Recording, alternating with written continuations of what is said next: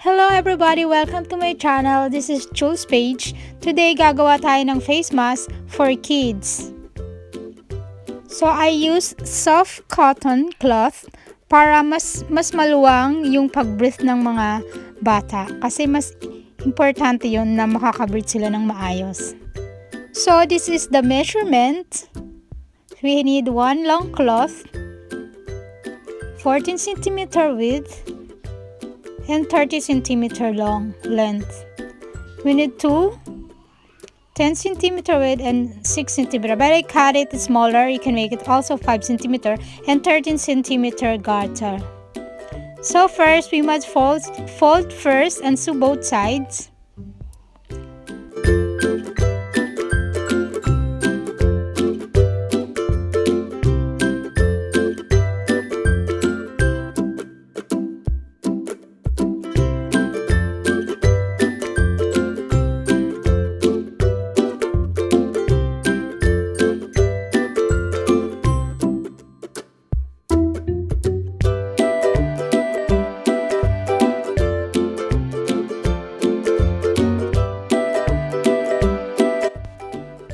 Then sew again each 4 cm each sides.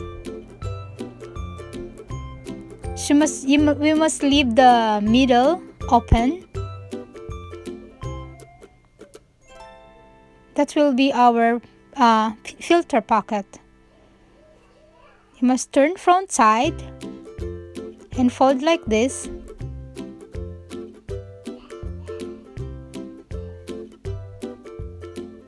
And sew again there.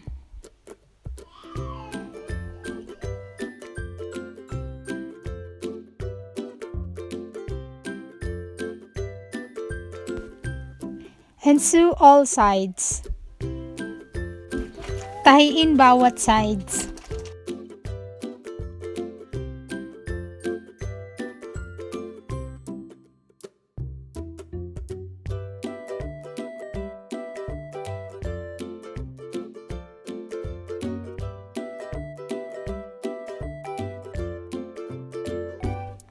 In the front of our face mask, of our kids' face mask, 1 cm plates, opposite sides, the opposite plates, 1 cm,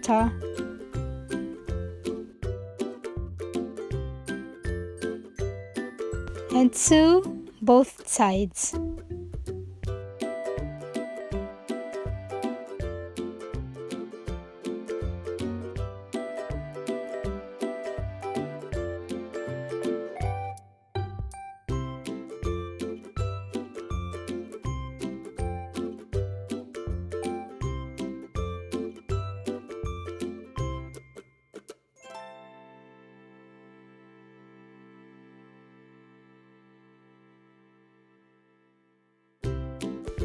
This is our small cloth.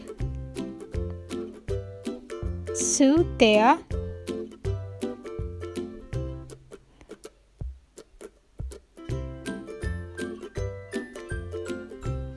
This way, we will attach our garter here.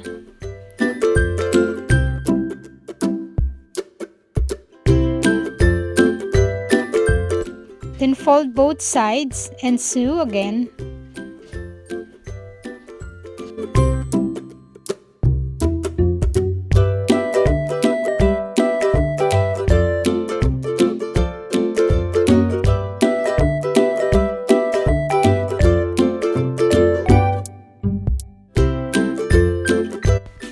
Tupiin again natin, fold and sew again. There.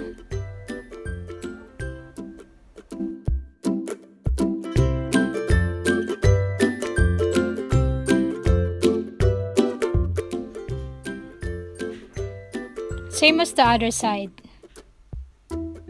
Okay, we'll attach now our garter using our pin, our breathablec.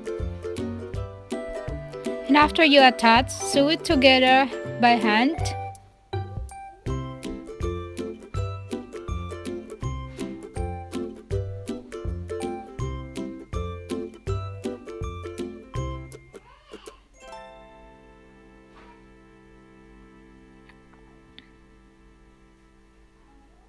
And our kid-size face mask is done with filter pocket. Soft clothes special for kids. Thank you for watching. Please like the video and subscribe.